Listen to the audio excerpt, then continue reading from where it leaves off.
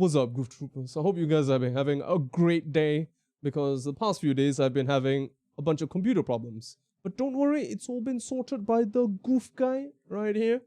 Yes, and with it, I finally have, oh yes, a two-hander build for Saltspyre. Nah, just kidding, just kidding. No, you must be a moron if you think you're going to be bringing this thing right here into Cataclysm with this character. God, no, please don't do that. All right, holy Sigma, don't do it. Let's get to it, shall we? Now, to begin, always check the passives. Witch Hunt, tagged enemies take an additional 20% damage and does not stack with similar effects when you tag an enemy, that is when you press T. Oops. With Shrapnel, it's the same thing. So if you've tagged an enemy, a special elite boss, armored unit or heavy unit of any sort, Shrapnel is not going to stack. The difference being is that one is 10 seconds, the other one is until the tag disappears. Of course, Eternal Guard, no light attack block cost from frontal attacks. Flip there. And Killing Shot, critical hit headshots instantly slay man-sized enemies.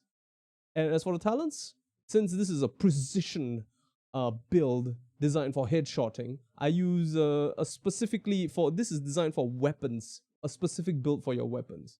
So if you use the rapier or the bill hook or even the axe and falchion, yes, if you use that combo, then you've got yourself this build to work with. Hunter's Ardor for double hit point regeneration, obviously. Death Knell, because it's a great headshot bonus damage. There's synergy with critical strikes here.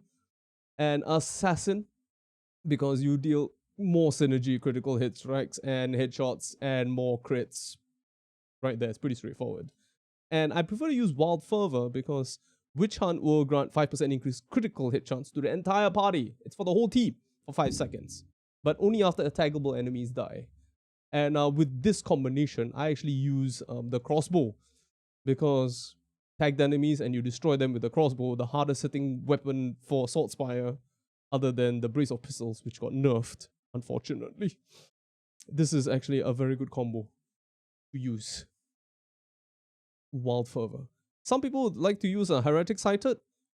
It's pretty good but it only buffs you. That's the problem. It only buffs you, Saltspyre, for 15 seconds. So as long as you tag an enemy, theoretically you can use any weapon because you're gonna keep getting attack speed. You are better off with this for your team. Pick accordingly. And as for Castaway of the level 25 talent, there's Charmed Life, which gives you base dodge bonus. Castaway, that while pushing an enemy, and always prepared. I prefer to use Castaway. I prefer to push away all the bad boys. And the reason why I don't use Charmed Life is because the bill hook has unlimited dodges. The rapier gives you 6 dodges and a dodge distance increase. 10% for, what is this? 10% for the bill hook. And for the axe and falchion, you get 10% and 3 dodges, which you don't really need. You might as well push. You've got a badass of a weapon there, push.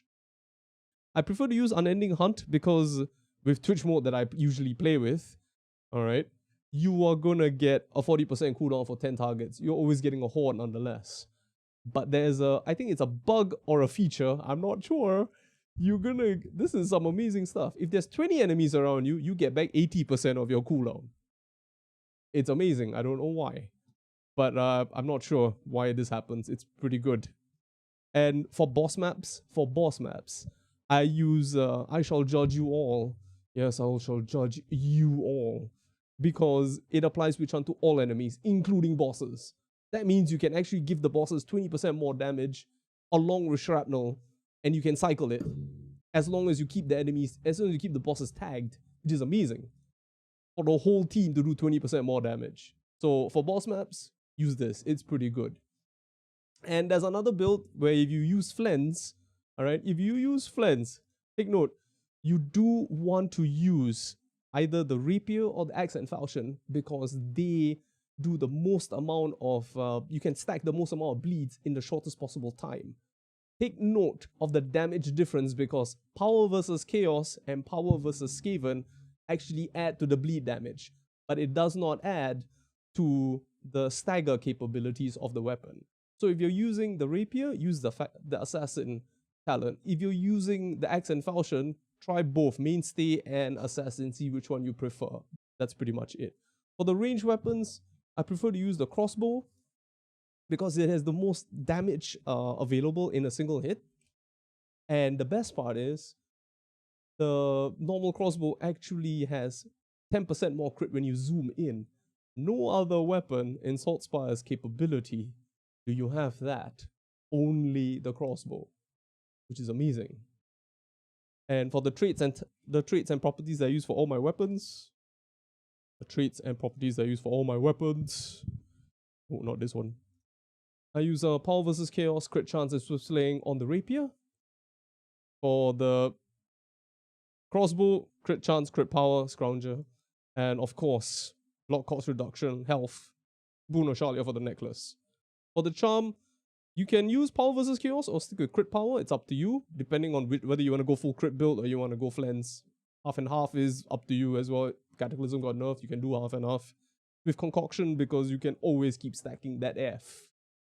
And crit chance and stamina recovery. If you're taking curse resistance, keep the stamina recovery. It will save your life over the crit chance. And if you don't use shrapnel, you can always use, or you prefer not to use shrapnel, you can always use explosive ordnance. That's pretty much it. I hope this build helps you in beating out the boop daddies. The boop daddies in Cataclysm. 45 seconds, I was like, wow, that was really Gotta love the Angry Spire. I now have a humble partner link in the description if you'd like to support my journey in becoming a full-time content creator. So don't forget to like, subscribe, and find me on Twitch. I stream regularly on Mondays, Thursdays, and Sundays, and I always post on Twitter if I go live.